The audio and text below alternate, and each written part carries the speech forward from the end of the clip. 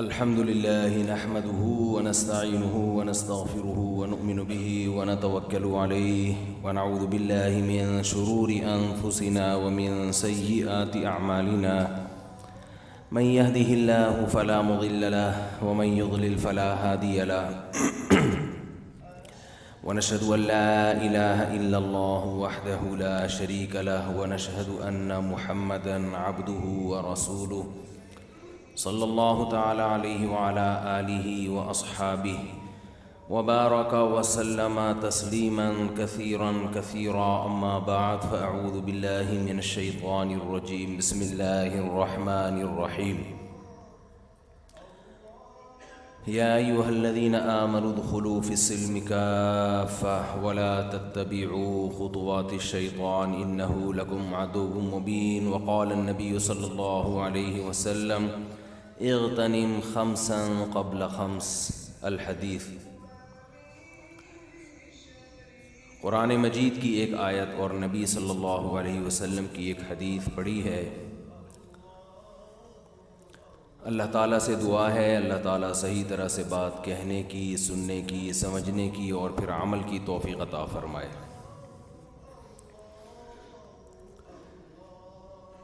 حدیث جس کی طرف میں نے اشارہ کیا، کئی ہفتوں سے اس حدیث پر بیان چل رہا ہے کہ نبی صلی اللہ علیہ وسلم نے فرمایا 5 چیزوں کو 5 چیزوں سے پہلے غنیمت سمجھو۔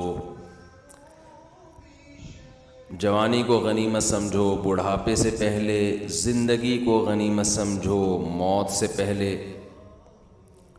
فراغت کو غنیمت سمجھو، مشغولیت سے پہلے صحت کو غنیمت سمجھو، بیماری سے پہلے فقر و فاقہ، مالداری کو غنیمت سمجھو فقر و فاقہ سے پہلے۔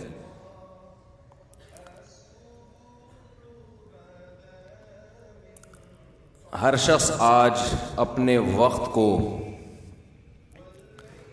مستقبل کے لیے مصروف رکھنا چاہتا ہے۔ ہم میں سے جتنے بھی لوگ ہیں، صبح و شام کی ہماری نقل و حرکت مستقبل کے لیے ہوتی ہے۔ اگر ہم اپنی زندگی سے فیوچر کو نکال دیں، مستقبل کو نکال دیں، تو پھر ہم میں اور جانوروں میں ذرہ برابر بھی فرق نہیں رہے گا۔ جانور ہمیشہ حال کو دیکھتا ہے، فیوچر کی فکر نہیں کرتا۔ البتہ کچھ چیزیں اللہ نے جانور کے دماغ میں ڈال دی ہیں فیوچر سے متعلق، بہت محدود چیزیں ہیں، اس میں جانور فکر کرتا ہے۔ جیسے گھونسلہ بنانے کا عمل شروع کر دیتے ہیں جب ان کے انڈے دینے کا وقت آتا ہے۔ خرگوش کی مادہ جب بچے دینے کا وقت آتا ہے تو فیوچر کی فکر کرتی ہے، اپنے بالوں کو زمین پہ بچھا دیتی ہے، لیکن یہ بہت محدود فکر ہے اور یہ بالکل اتنی فکر ہے جتنی ضرورت ہے، اس سے زیادہ نہیں کرتے۔ یعنی صرف اتنی فکر کرتے ہیں جس میں ان کی بیسک ضرورت پوری ہو جائے۔ مثلاً ایسا نہیں ہے کہ جی پرندہ گھر بنا رہا ہے اور وہ سوچ رہا ہے کہ میرے بچوں کے پھر جب بچے ہوں گے تو ان کا کیا ہوگا، تو 6-7 درخت ابھی رینٹ پہ لے لو تاکہ فیوچر میں بچوں کو ضرورت نہ پڑے۔ رینٹ پہ لے لو تاکہ قریب والا درخت بھی ذرا سوٹیبل لگ رہا ہے تو یہ بھی ابھی سے لے لو، ایسا نہ ہو بعد میں درختوں پہ گھونسلوں میں جگہ ہی نہ ملے، اتنی تیزی سے پرندوں کی آبادی بڑھ رہی ہے کہ زمین میں پرندوں کے لیے بھی گھونسلوں کی جگہ نہیں ملے گی۔ تو پرندوں کے جو فیملی پلاننگ والے ہیں انہوں نے پرندوں کو سمجھا دیا ہو کہ بھائی فیوچر میں درخت مارکیٹ سے شارٹ ہو جائیں گے۔ پرندے کیا کرتے ہیں بھائی، ابھی فی الحال دیکھو، بات کی دیکھی جائے گی۔ یہی وجہ ہے کہ نبی صلی اللہ علیہ وسلم نے توکل کے معاملے میں مثال پرندوں کی دی ہے۔ توکل کے معاملے میں مثال کس کی دی ہے؟ پرندوں کی۔ اس حدیث کو میں کئی بار بیان کر چکا ہوں، مختصر سا کر کے پھر آگے چلتا ہوں۔ رسول اللہ صلی اللہ علیہ وسلم نے فرمایا لو انتم تتوکلون علی اللہ حق توکلہ لرزقتم کما ترزق الطیر تغدو خماصا وتروح بطانا. یہ بڑی جامع حدیث ہے. آپ نے فرمایا اگر تم اللہ پہ ایسے توکل کرو جیسے کہ توکل کرنا چاہیے. توکل کا معنی اللہ پہ ٹرسٹ کرنا, اللہ پہ اعتماد کرنا. لوگ کہتے ہیں نا بھائی مجھ پہ ٹرسٹ کرو یار, میں تمہارے پیسے لے کے بھاگوں گا نہیں. اور جیسے ہی آپ نے پیسے دیے بھاگ گیا. پرسوں ابھی کل بھی ایک صاحب آئے کہ میرے 50 لاکھ روپے کسی نے لیے ہیں, بہت قریبی ریلیٹیو نے, بزنس کے لیے لیے تھے, وہ دے ہی نہیں رہے. تو میں نے کہا جو کسی کو پیسے دے بے وقوف, اور جو لے کے واپس کر دے وہ اس سے بڑا بے وقوف ہے. کہہ رہے نہیں تھوڑے تھوڑے کر کے دے رہا ہے. میں نے کہا بے وقوف بنا رہا ہے. تھوڑے تھوڑے تو پان گٹکے کے پیسے تو ویسے ہی آدمی دے دیتا ہے, وہ جان چھڑانے کے لیے دے رہا ہے. جو دے رہا ہے نا یہ بھی کہ چلو ترسا کے نا اتنا ترساؤ کہ بندہ مصیبت میں مبتلا ہو جائے. یہ تو میں بار بار کہتا ہوں, ہمارے ہاں نمازی ملیں گے آپ کو, تہجد گزار بھی مل سکتے ہیں آپ کو, عمرہ کرنے والے, آپ کو حج کرنے والے بھی ملیں گے, لیکن پیسے لے کے واپس کرنے والے یہ ونس اپون اے ٹائم یہ ہوا کرتا تھا. اس میں داڑھی, بغیر داڑھی, ٹوپی, شلوار ٹخنوں سے اوپر, سفید کرتا یا چوڑی دار پجامہ یا پینٹ شرٹ, یہ سب برابر ہیں. بات سے بات نکلتی ہے کیا کریں. دیکھو نصیحت کی محفل میں موضوع پہ قائم رہنا ضروری نہیں ہے, یہ خوب سمجھ لیں. پہلے تو جب یہاں آیا کریں نا تو یہ دماغ میں رکھ کے لایا کریں, جو بات مفتی صاحب کی کھوپڑی میں آئے گی پارسل کریں گے. یہ کوئی لیکچر تو نہیں ہے نا کہ آپ کو میں نے پی ایچ ڈی کا اسکالر پی ایچ ڈی کروانا ہے کسی خاص ٹاپک پہ تو میں اس ٹاپک کا پابند رہوں. میں تو ضرورت محسوس کروں گا یار کوئی کھوپڑی میں اچھی بات آئی ہے جو سوسائٹی کے لیے ضروری ہے تو فوراً کیا کروں گا, پارسل. ہمارے یہاں پارسل کا خاص انتظام ہے. بعض دفعہ آپ کے پاس آپ پروڈکٹ بیچ رہے ہوتے ہیں, پارسل کا انتظام نہیں ہوتا. آپ کہتے ہیں جس نے کھانا ہے یہاں بیٹھ کے کھاؤ, لیکن بعض دفعہ لکھا ہوتا ہے ہمارے ہاں پارسل کا انتظام ہے. تو ہمارے ہاں الفلاحیہ مسجد میں پارسل کا انتظام ہے. آپ کو آپ کی پسند کی چیز پارسل کی جائے گی, لیکن وہ پسند کی چیز جس کو ہم سمجھیں گے آپ کے پسند کی ہے. صحیح ہے, جس کو ہم سمجھیں گے یہ کس کی پسند کی ہے, آپ کی پسند سے. تو میں یہ کہہ رہا تھا کہ پیسے لے کے مارکیٹ میں لوگ کیا ہو جاتے ہیں, شارٹ. اس کی وجہ بتاتا ہوں میں آپ کو. حضرت حکیم الامہ مولانا اشرف علی تھانوی رحمہ اللہ تعالیٰ وہ بڑے نباز تھے, قوم کی نفس پہ ہاتھ رکھتے تھے. اللہ نے ان کو جو اتنی عزت اور شہرت دی اور جو ان کو حکیم الامہ کا لقب ملا نا وہ اسی وجہ سے ملا کہ وہ سوسائٹی کی جو بیماریاں ہیں نا ان کی جڑ کو سمجھ گئے تھے. وہ فرماتے تھے کہ دیکھو مسلمان معاہدے کی پابندی کرتا ہے اللہ کے خوف سے, اور جو آخرت پر ایمان نہیں رکھتے ہیں نا وہ معاہدے کی پابندیاں کرتے ہیں اپنے فائدے میں, کیونکہ ان کو ایک فائدہ نظر آتا ہے کہ یار اگر دنیا میں ہم سب ایگریمنٹ کو توڑنا شروع کر دیں تو سبھی کا نقصان ہوگا. لہذا ایک اخلاقی ضابطہ بنا لیا گیا کہ بھئی ہر قوم معاہدوں کی پابندی کرے گی. ایک اخلاقی ضابطہ بنا لیا گیا ہے. دیکھو دنیا میں اسلام کے احکام اور غیر مسلم جن احکام کو فالو کرتے ہیں, جن لاز کو فالو کرتے ہیں, ان میں بیسک فرق پتہ ہے کیا ہے؟ جو غیر مسلم لا بناتا ہے نا وہ کہتا ہے جس لا میں انسانیت کا اجتماعی فائدہ ہوگا, جو اس کو نظر آ رہا ہے اس وقت, وہ چیز لا بن سکتی ہے. فوری فائدہ جس میں نظر آ رہا ہے, بشرطے کہ اس میں لا بنانے والے لوگوں کے مفاد پہ زد نہ پڑتی ہو. میں سمجھا پا رہا ہوں اپنی بات؟ یعنی قانون سازی ہوگی, اس میں دو چیزیں دیکھی جائیں گی. نمبر ایک, انسانیت کا اس میں وقتی فائدہ ہو, فیوچر کو نہیں دیکھتے وہ لوگ, وقتی فائدہ ہو. نمبر دو, اس فائدے سے قانون سازی کرنے والوں کے مفاد پہ زد نہ پڑ رہی ہو, ان کو نقصان نہ ہو رہا ہو, کیونکہ انسان کبھی اپنے خلاف قانون سازی نہیں کرتا. اب دیکھیں آپ دنیا میں، یورپ میں جتنے بھی قوانین ہیں، امریکہ میں، مغربی دنیا میں، انہوں نے دو چیزیں نظر آئیں گی آپ کو. انسانیت کا وہ فائدہ جو فوری اور وقتی ہو، فوری اور وقتی.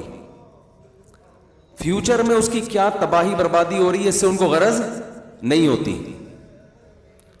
دوسرا، لا بنانے والوں کے مفاد پہ زد نہ پڑ رہی ہو. مثال کے طور پر قانون سازی کے لیے اسمبلی میں جو لوگ بیٹھے ہیں، اگر وہ سارے شراب پیتے ہیں تو سوال ہی پیدا نہیں ہوتا کہ شراب کے خلاف بولو قانون بن جائے. خود عادی ہو چکے ہیں، کہیں گے یار جو ہم کرتے جو کام ہم نہیں چھوڑ سکتے، دوسروں کو کیسے ہم کہیں یار. میں سمجھا پا رہا ہوں اپنی بات. زنا سے سوسائٹی کی ایسی کی تیسی. ابھی بی بی سی کی خبر تھی پچھلے ہفتے کی کہ امریکہ میں ابا مارکیٹ سے بالکل شارٹ ہونے والے ہیں. امریکی سوسائٹی میں فادر لیس بچے بہت زیادہ ہو گئے ہیں. فادر لیس بچے، ان کی تعداد بڑھتی چلی جا رہی ہے. اور یورپ میں یہ اور زیادہ ہے. امریکہ میں پھر بھی نسبتاً بہتر ہے. امریکہ اور یو کے کا تھوڑا سا فیملی سسٹم بحال ہے. آسٹریلیا، امریکہ اور یو کے. یورپ کا بالکل اللہ ماشاء اللہ بہت اور کم ہو گیا. تو ایک وقت آئے گا کہ سوسائٹی کیا ہو جائے گی، ابا لیس. اب اس کا بچے کا بیڑا غرق ہے یا نہیں ہے یار؟ وہ بچہ کیا قصور ہے جو باپ کے بغیر آ رہا ہے دنیا میں؟ ہمارے ہاں تو ماں کا نہ ہونا اتنا بڑا نقصان نہیں سمجھا جاتا، باپ کا نہ ہونا زیادہ بڑا. کیونکہ ماں کا نہ ہونے سے بچے کو اسلام کوئی الگ سے لقب نہیں دیتا، لیکن باپ نہ ہو تو بچے کو اسلام کیا کہتا ہے؟ بولو نا، یتیم. اور اس کے اتنے حقوق، اتنے فضائل اس پہ خرچ کرنے کے. اس سے صاف پتہ چلتا ہے کہ ماں کا نہ ہونا بھی بچے کے لیے نقصان دہ ہے، لیکن باپ کا نہ ہونا زیادہ نقصان دہ ہے. اس کو یتیم کا نام دیا، اس کی وراثت کھانے کو بہت بڑا جرم قرار دیا. اور آپ سوچیں کہ جس سوسائٹی میں بچہ پیدا ہی باپ کے بغیر ہو رہا ہے، تو یہ انسانیت کا نقصان. لیکن یہ نقصان وہاں اللیگل ہے یا لیگل ہے؟ بولو نا بھائی. اب یہ یورپ والے نا، امریکہ والے میرے بیان انگریز سن کے اتنے سینسیٹیو ہو گئے ہیں، کیونکہ میں فیملی سسٹم پہ بہت بات کرتا ہوں نا. تو بعض دفعہ کوئی گورا سن رہا ہوتا ہے، وہ میں اپنے خلاف بول رہا ہوتا ہوں، اپنی سوسائٹی کو سمجھتا ہے ہمارے خلاف بول رہے ہیں. ابھی میں نے کچھ دن پہلے بیان کیا تھا کہ ہماری خواتین بڑھاپے میں کتے، وہ انگریز کی عورتیں بڑھاپے میں کتے پالتی ہیں، کیونکہ جوانی میں شوہر نہیں پالا ہوتا انہوں نے. جوانی میں شوہر ہوتا تو بچے ہوتے، تو بڑھاپے میں شوہر بھی ہوتا ساتھ میں اور بچے بھی ہوتے، تو تنہائی دور کرنے کے لیے کتوں کی ضرورت نہیں تھی. میں نے کہا، میں نے اپنی خواتین سے کہا تھا کہ جوانی میں شوہر پال لو، یہ بڑھاپے میں کتا پالنے سے بہتر ہے. یہ جوانی میں کتے کا بہترین آلٹرنیٹ ہے، معذرت کے ساتھ. اور دیکھنے میں لگ بھی معذرت کے ساتھ بعض لوگ وہی رہے ہوتے ہیں. میں کتا تو نہیں بولوں گا نا بھائی، میں شوہروں کو کتا بول سکتا ہوں؟ میں نہیں بول سکتا. بعض شوہر بیچارے ان کی حالت یہ ہوتی ہے کہ دیکھنے میں بھی کیا لگ رہے ہوتے ہیں، کتا. تو ایک گورے نے کہا کہ کسی کو بیان بھیجا کہ ہمیں کتا کہہ رہا ہے. اور میں نے کہا بھائی میں ان کو کتا بالکل نہیں کہہ رہا. میں اپنی سوسائٹی میں جو مرد بیچارے، بعض مرد، سارے نہیں، جو بیچارے گھر میں ان کے ساتھ غلط سلوک ہو رہا ہے، وہ کتے جیسے لگ رہے ہوتے ہیں. تو یہ گورا غلط سمجھ رہا ہے. میں نے کہا یہ گورا آٹو پہ ہو گیا ہے، یہ سمجھ رہا ہے میں جب بھی کتے کا لفظ استعمال کروں گا تو اس کا مذاق اڑا رہا ہوں. اس کو سمجھاؤ کہ میں اس کو نہیں کہہ رہا. وہ گورے نے کہا کہ میں تو اپنی بیوی سے محبت کرتا ہوں، میری بیوی مجھ سے محبت کرتی ہے، ہم تو ایسے نہیں ہیں. تو میں نے کہا یہ آٹو پہ ہو گیا. یہ جو ہے نا، بعض چیزیں ایسی ہوتی ہیں کہ آپ کا کسی سے پٹا چل رہا ہو، آپ جب بھی اس کو کچھ کہتے ہیں تو آپ کچھ نہیں بھی کہیں گے، وہ سمجھتا ہے کہ میرے خلاف غیبت کر رہا ہے. کہیں بھی کوئی دو بندے کھڑے ہوں گے، وہ سمجھتا ہے یہ میرے خلاف. تو بعض گورے آٹو پہ ہو گئے، وہ سمجھتے ہیں کہ شاید میں انہی کے خلاف ہر وقت بولتا رہتا ہوں. تو اب دیکھو اس سوسائٹی میں زنا پہ پابندی نہیں لگائی. کیوں؟ جو پابندی لگانے والے لوگ ہیں وہ خود بچپن سے کیا کرتے آ رہے ہیں؟ زنا کرتے آ رہے ہیں. بات سے بات نکلتی ہے، ہمارے ہاں کچھ یوٹیوبرز جو ہیں ہماری سوسائٹی کا بڑا غلط رخ دنیا کو دکھاتے ہیں. ہماری سوسائٹی کا اکثر ہمارے جو بعض یوٹیوبرز وہ یہ شو کرتے ہیں کہ پاکستانی مرد ٹھرکی ہوتے ہیں. یہ بھی چیز آج کل یوٹیوب پہ آ رہی ہے. کوئی لڑکی بال کھول کے گزر جائے تو سب اس کو دیکھ رہے ہوتے ہیں. یورپ میں ایسا بالکل بھی نہیں ہے. گورے اتنے عفیف پاک دامن, کوئی فرق ہی نہیں پڑتا. کوئی انٹی کوئی پکنی پہن کے جائے, کوئی کچھ بھی پہن لے, نہیں بھی پہنے, تو کوئی ان کی صحت پہ فرق نہیں پڑتا. تو یہ کتنے ٹھرکی ہیں اور عورتوں کو چھیڑتے ہیں, یوں کرتے ہیں. اور بھائی آپ کو ان کے چھیڑنے کے واقعات معلوم نہیں ہیں. وہ ہماری طرح چھچوری حرکتیں نہیں کرتے, اور ان کے پیٹ بھرے ہوئے ہیں. وہ 13 سال کی عمر سے زنا کرنا شروع کرتے ہیں, وہ 1 مہینے برداشت نہیں کر سکتے زنا کو, اور وہ ساری زندگی کرتے ہی رہتے ہیں. بڑھاپے میں بھی ٹیکے لگا لگا کے زنا کر رہے ہوتے ہیں, انجیکشن لگا لگا کے. ہمارا کم از کم بوڑھا تو تمیز سے آگے بیٹھ جائے گا نا, اللہ اللہ شروع کر دے گا. ان کا بوڑھا بھی نہیں بیٹھتا تمیز سے. تو اب نہ ہمارے یہاں بر وقت شادی ہو رہی ہے, نہ اس طرح سے الحمدللہ سوسائٹی میں زنا ہے. تو ظاہر ہے جب وہ حلال بھی بند حرام بھی بند, تو وہ پھر یہی ٹھڑک کرے گا کہ آنٹی کو دیکھ لیا اور ادھر ڈرامہ دیکھ لیا, ادھر فلم دیکھ لی, ادھر ناچ دیکھ لیا. تو اس سے یہ فیصلہ کرنا کہ یہ ٹھرکی ہوتے ہیں وہ کم ہوتے ہیں, ذرا آپ ان کو زنا سے روک کے دکھائیں اور ان سے بولے تمیز سے شادی کرو. پھر دیکھو وہاں جبری زنا کے واقعات جتنے ہو رہے ہیں نا, اس سے 20 گنا بڑھ جائیں گے. وہ اتنا صبر نہیں کر سکتے جیسے ہمارے لڑکے لونڈے لپاڑے صبر کرتے ہیں. ان میں اتنا صبر کیا ہو گیا نہیں ہے, ناممکن. وہ گھروں سے لڑکیوں کو زبردستی گن پوائنٹ پہ اٹھا کے غائب کریں گے, پھر وہ نہیں برداشت کر سکتے اتنا. اور یہ جو آپ کے یوٹیوبرز اپنی سوسائٹی کا غلط رخ دکھاتے ہیں نا, ان کو ذرا لگام دیا کرو. ایک آدمی نے دکھایا کہ ایک لڑکی بڑی بال کھول کے گھوم رہی ہے اور لڑکے اس کو دیکھ رہے ہیں, اور پھر نیچے وہ اس نے دیکھا یہ ہمارے قوم کیسی ٹھرکی ہے. میں نے کہا یہ انٹی کو بھی تو دیکھو نا, انٹی کو بھی تو خیال نہیں آ رہا کہ جب اتنے ٹھرکی تمہارے پیچھے لگے ہوئے ہیں تو تم تھوڑا اسکارف لے لو بھائی, کوئی پراپر ڈریس پہن لو. اس کی صحت پہ کوئی فرق نہیں پڑ رہا. انٹی کو تنبیہ کرنے والا کوئی بھی نہیں ہے کہ آپ کو کیا جا رہا ہے یار, آپ اسکارف لے لو. ہم نہیں کہہ رہے کہ آپ سر کے بال سے لے کے پاؤں کے ناخن تک جو اسلامی پردہ ہے وہ کریں, تھوڑا سا تو ڈریس کو اپنا پراپر کر لو. اتنا ہی کر لو جتنا کلچر اجازت دے رہا ہے. لیکن اس انٹی کو کوئی برا نہیں کہہ رہا ہوگا, ان ٹھرکیوں کو برا بلا کہہ رہے ہوں گے, وہ بھی غلط ہے, وہ ٹھرکی بھی غلط ہے. میں ان کو ان کی کوئی حوصلہ افزائی نہیں کر رہا. لیکن پہلے غلط کون ہے؟ جو ایسا ڈریس پہنتی ہے کہ مردوں کو اپنی طرف دعوت دے رہی ہے. اور مثال یہ دیتی ہے, میں امریکہ میں اسی ڈریس میں گھومتی ہوں, لندن میں اسی ڈریس میں گھومتی, کوئی نہیں چھیڑتا مجھے. ان کی توندیں بھری ہوئی ہیں بھائی, ان کے پیٹ بھرے ہوئے ہیں, وہ زنا کرتے ہیں, وہ نائٹ کلبوں میں جاتے ہیں. ان کے ہاں شادی کی عمریں 55-60. لندن سے آئے نا آپ, ویڈیو میں نہیں آئیں گے. صحیح کہہ رہا ہوں, غلط تو نہیں کہہ رہا؟ کہہ رہے ہیں وہ بھی نہیں ہے, 50-60 سال میں بھی نہیں ہے. یہ لندن سے آئے, ان سے پوچھ لینا آپ چھپڑ میں جا کے اکیلے میں. یہاں وضو خانے کے نیچے چھاؤں ہے تھوڑا, تو چھاؤں میں جا کے پوچھ لینا ان سے. بعض چیزیں دھوپ میں نہیں پوچھی جاتی, چھاؤں میں پوچھی جاتی ہیں. تو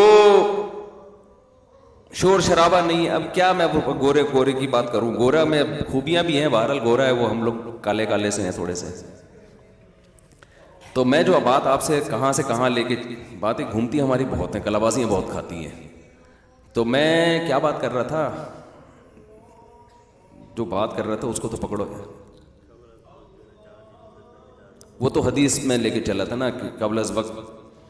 ہاں میں یہ عرض کر رہا تھا کہ قانون سازی میں ان کے ہاں ایک چیز یہ دیکھی جاتی ہے کہ خود مبتلا نہ ہو. اگر شراب پی رہے ہیں تو شراب حرام نہیں ہوگی, زنا کر رہے ہیں تو ذرا. اب ہومو سیکشولیٹی جو اتنی پھیل رہی ہے, کسی ڈاکٹر نے تھوڑی مشورہ دیا کہ صحت کے لیے انتہائی مفید ہے یہ, بلکہ اس کے تو میڈیکلی کچھ بہت سارے نقصانات بھی سامنے آنا شروع ہوئے.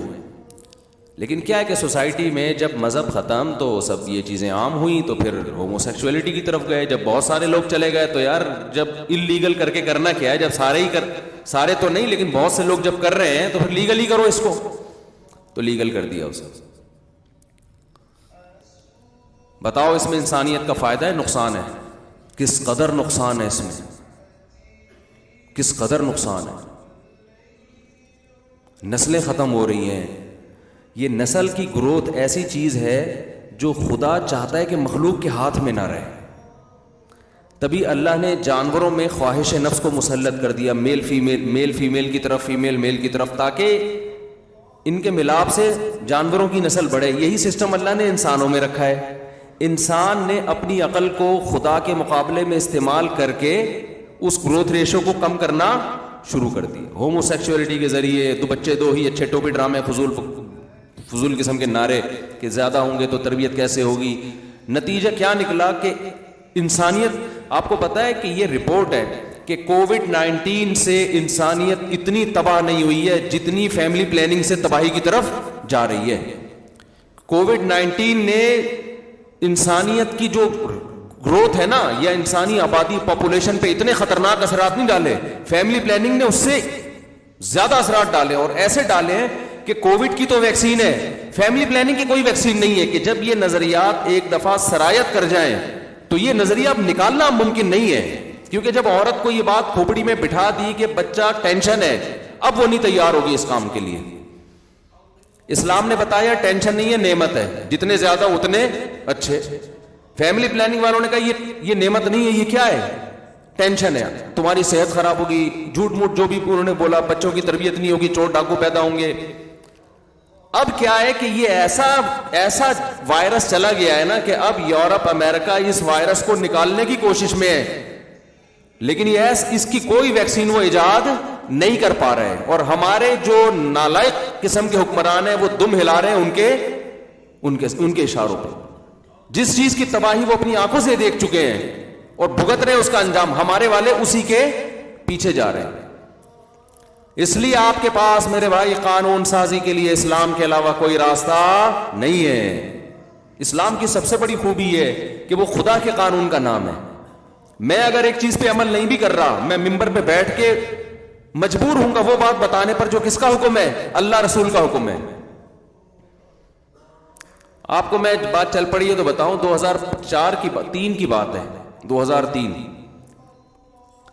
میرا پنجاب میں کہیں بیان تھا, کسی نے مجھے پرچی لکھ کے دی. وہ معذرت کے ساتھ 4 شادیوں پہ میرا موضوع نہیں ہے ابھی, میں صرف مثال کے طور پہ بتا رہا ہوں. بعض چیزیں مثال کے طور پہ ٹھیک ہوتی ہیں, ویسے بھی ٹھیک ہوتی ہیں وہ, یعنی بغیر مثال کے بھی بیان کی جائیں تو غلط نہیں ہوتی.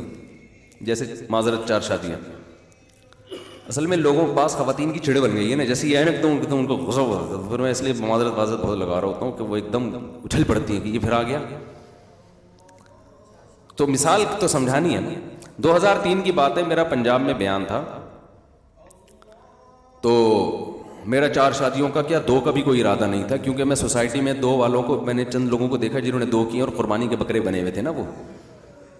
تو میں نے اپنے قربانی کا بکرا بھی دیکھا تھا, ان کو بھی دیکھا تھا. تو مجھے بکرے پہ اتنا ترس نہیں آتا تھا جتنا ان پہ آتا تھا, ان کی حالت جو میں نے دیکھی تھی.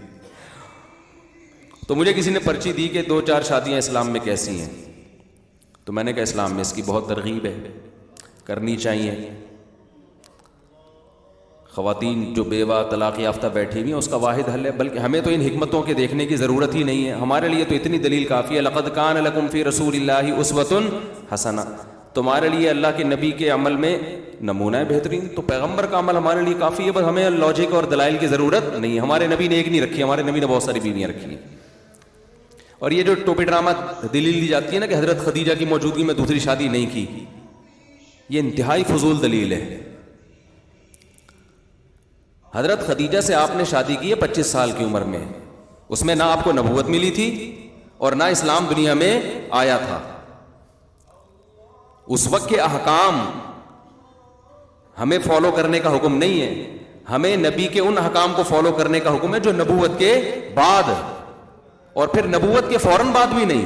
نبوت کے بعد تو شراب حرام نہیں ہوئی تھی, نبوت کے بعد تو نکاح کی ترغیبیں نازل نہیں ہوئی ہیں, نبوت کے بعد تو رمضان کے روزے فوراً فرض تھوڑی ہوئے ہیں. یہ تو آہستہ آہستہ جب ہجرت ہوئی ہے نا, قرآن میں ہے وَوَجَدَكَ ضَالًّا فَهَدَىٰ. اے نبی آپ شریعت کے احکام سے بے خبر تھے, ہم نے آپ کو باخبر کیا. تو نبوت کے بعد اللہ نے نبی کو شریعت کے تفصیلی احکام سے باخبر کیا, اور یہ ایک دم نہیں کر دیا بلکہ تدریجاً. تبھی حدیث میں آتا ہے آپ کہا کریں ربی زدنی علما, اے اللہ میرے علم میں اضافہ فرما. تو روز بروز نبی کے علم میں اضافہ ہوا ہے, اور اسلامی احکام تدریجاً نازل ہوئے ہیں. پہلے شراب صرف نماز میں حرام ہوئی, پھر مستقل حرام کر دی گئی. شروع میں جوا حرام نہیں تھا, مستقل حرام کر دیا گیا. نمازیں پہلے 2 رکعتیں فرض ہوئی تھیں شروع میں, سفر میں بھی حضر میں بھی, پھر آہستہ آہستہ تبدیلی ہوئی ہے اس میں. حضر میں 4 کر دی گئی, سفر میں 2 باقی رکھی گئی. پھر رمضان کے روزے فرض ہوئے, پہلے 10 محرم کا روزہ بعض علماء کہتے ہیں فرض تھا، لیکن اس کے بعد وہ منسوخ ہوا، رمضان کا روزہ آ گیا۔ بعض علماء کے نزدیک عقیقہ واجب تھا، بقرعید کی قربانی سے وہ واجب کیا ہو گیا؟ منسوخ۔ اضحیہ بقرعید کی قربانی مدینہ میں واجب ہوئی ہے۔ تو اسی طرح نکاح کے متعلق جو احکام ہے نا وہ ہجرت کے قریب نازل ہوئے ہیں۔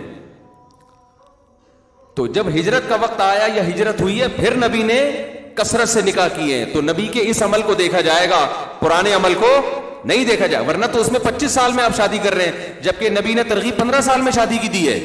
یا معاشر الشباب من استطاع منکم الباءۃ فلیتزوج، آپ نے فرمایا جو شباب یعنی ابتدائی شباب تو 15 سے شروع ہوتا ہے نا، جس میں استطاعت ہے، نان نفقہ اٹھا سکتا ہے یا رشتہ مل رہا ہے اس کو، تو 15 میں شادی کرے۔ اب کوئی کہے یا رسول اللہ آپ نے تو 25 میں کی ہے۔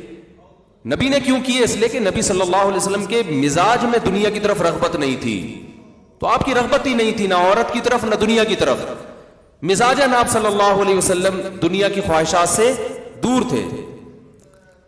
پھر اللہ کے حکم پہ آپ نے کثرت سے نکاح کیے ہیں، اور یہ کثرت سے نکاح کرنا اس کی علامت ہے کہ لقد کان لکم فی رسول اللہ اسوۃ حسنہ، اللہ کے یعنی ہمارے لیے اسوہ حسنہ ہے اس میں، تو ہمیں کسی بیوہ طلاق یافتہ عورتوں کے دکھڑے بیان کرنے کی ضرورت نہیں ہے۔ یہ تو اسلام کی اچھائی ہے، حسن ہے کہ 1400 سال پہلے وہ حکم دیا جس کی ضرورت آج محسوس ہو رہی ہے۔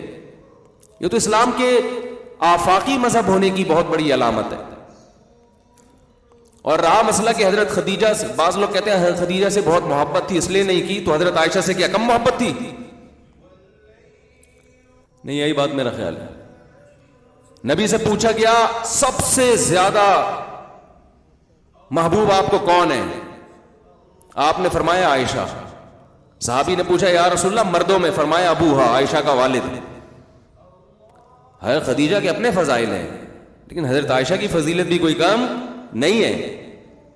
ان کے بعد آپ نے کتنی کثرت سے نکاح کیے ہیں، دوسری شادی حضرت عائشہ سے، اس کے بعد باقی تمام حضرت عائشہ کے بعد کیے ہیں، کتنی سوکنے لائے ان کے اوپر۔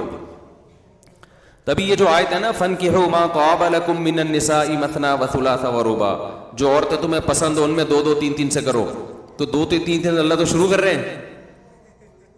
آگے اللہ یہ کہہ رہے ہیں وَإِنْ خِفْتُمْ، اگر تمہیں ڈر ہے کہ تم نہیں عدل کر سکتے پھر ایک ہے، تو اصل تو 2 2 3 3 ہے، مجبور لوگوں کے لیے کیا ہے؟ ایک ہے۔ اور اس میں عورت کا فائدہ ہے، خواتین میرے خلاف ہوتی ہیں کہ ہمارا بیڑا غرق کر رہا ہے، تمہارا بیڑا نہیں غرق کر رہا، آپ جیسی 20 عورتیں جن کا بیڑا غرق ہو چکا ہے ان کا بیڑا پار کرنے کے لیے یہ باتیں کر رہا ہوں۔ مرد تو قربانی کا بکرا بنتا ہے، مرد کو اس دن نہ دیکھا کرو جس دن اس کی ہو رہی ہے دوسری، اس دن دیکھو گے دھوکے میں آؤ گے، اس دن دیکھو گے ہاں نائس ٹو میٹ یو، اللہ مبارک کرے۔ میرے پاس تو آئے نا پٹھان دوست ہمارے، بڑے لال سرخ ٹماٹر صحت مند آئے، اور میں نے نکاح پڑھایا اور مجھے انہوں نے بڑا مٹھائی کے ڈبے شبے، وہ میں نے کہا کیا کہہ رہے ہیں صاحب میری دوسری شادی تھی، نائس ٹو میٹ یو۔ میں نے کہا اس طرح ماشی انڈی والا خا دے دیغت میں غد خو ندی کڑے۔ پھر میں نے کہا محترم یہ جو ابھی لال سرخ ٹماٹر کی طرح آپ کا چہرہ بنا ہوا ہے نا، یہ اس وقت تک ہے جب تک پکڑے نہیں جاتے ہیں، جس دن پکڑے گئے نا پھر میں دیکھوں گا پشاور اور کوئٹہ سب ایک طرف ہو جائے گا۔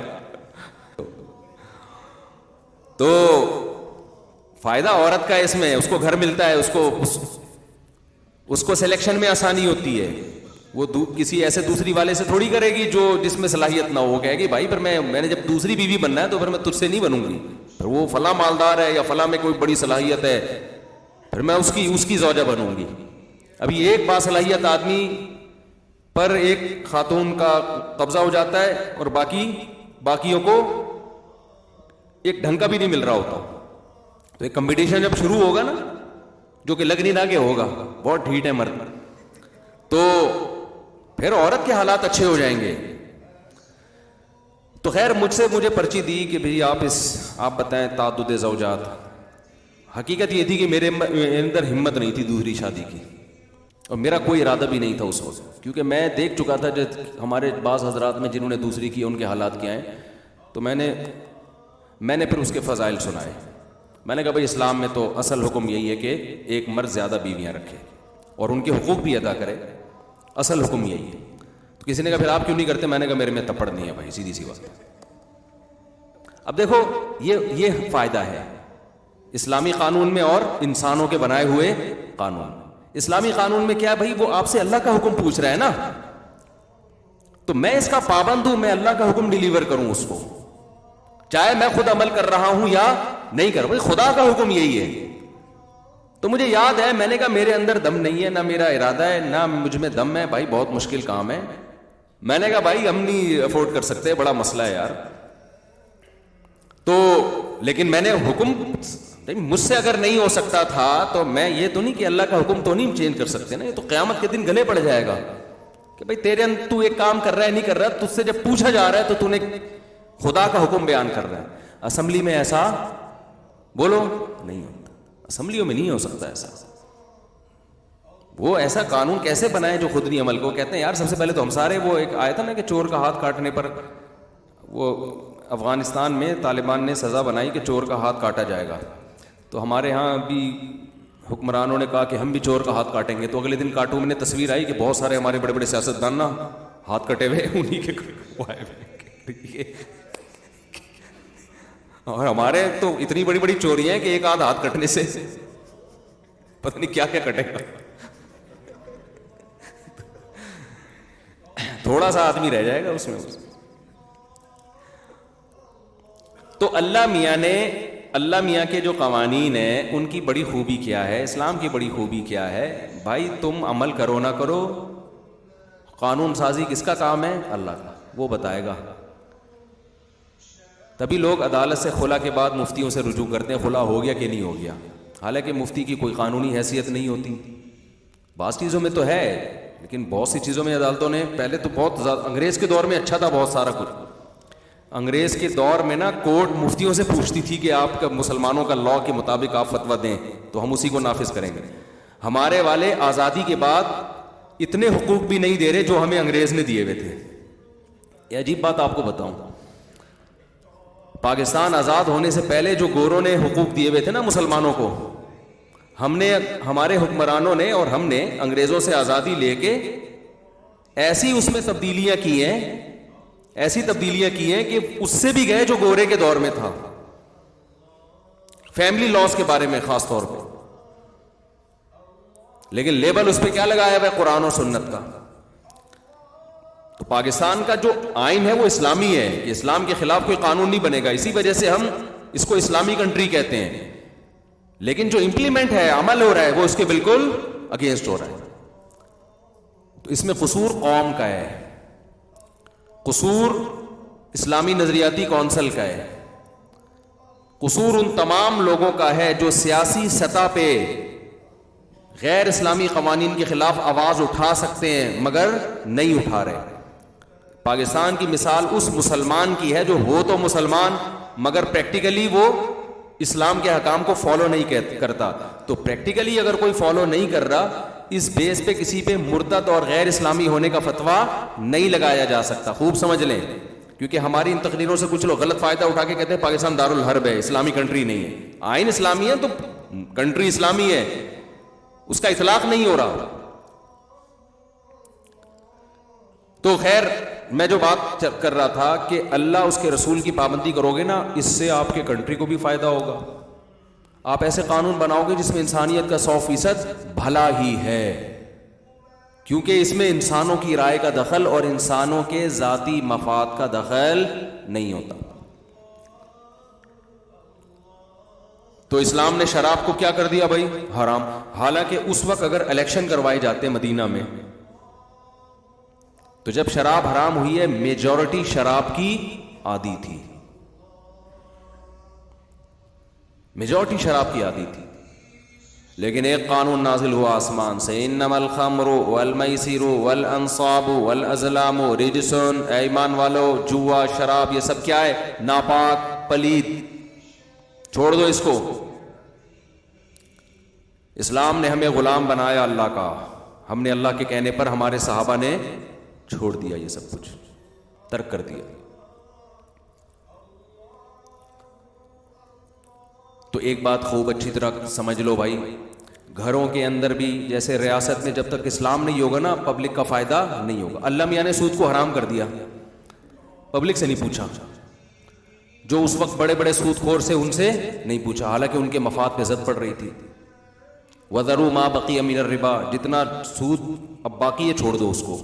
جو سود لیا کرتے تھے ان کو حکم دیا جو باقی ہے چھوڑ دو, بس اب تک جو ہونا تھا ہو گیا, آئندہ لینے کی اجازت نہیں, اپنا اصل رقم لے لو, اس سے زیادہ نہیں. ان کے مفاد پہ زد پڑی نا, فالو کیا, بھائی خدا کا حکم ہے, قانون بن گیا. وجہ کیا ہے کہ سود خور بیٹھے بیٹھے نوٹ چھاپ. اب یہ تو سودی بینکوں میں کیا ہو رہا ہے, ان کا اپنا کوئی بزنس ہے؟ کتنا دیکھو یہودی شاطر دماغ نے کیسا مزے سے پیسہ کمایا, ایک دکان کھول کے بیٹھ گیا,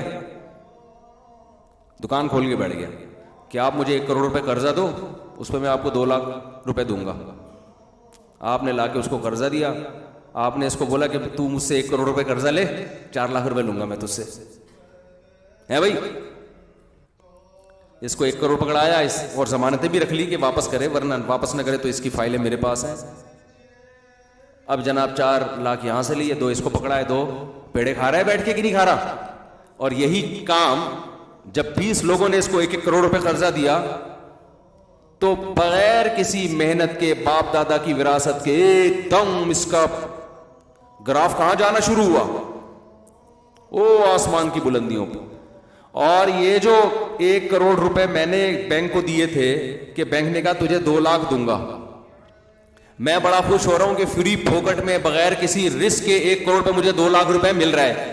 مجھ کو یہ نہیں پتا تھا کہ جب 1 کروڑ روپے جو بینک سے جس نے قرضہ لیا ہے وہ جب 1 کروڑ انویسٹ کرے گا تو اس میں جو بھی کوئی بھی ڈبل روٹی فار ایگزامپل وہ کمپنی لگاتا ہے, فیکٹری لگاتا ہے, تو اس کی کاسٹ میں وہ 4 لاکھ کا اضافہ بولو نا کرے گا, کیونکہ وہ اس کے پروفٹ میں نہیں ہے, وہ ایکسپینسز میں آ رہی ہے وہ چیز.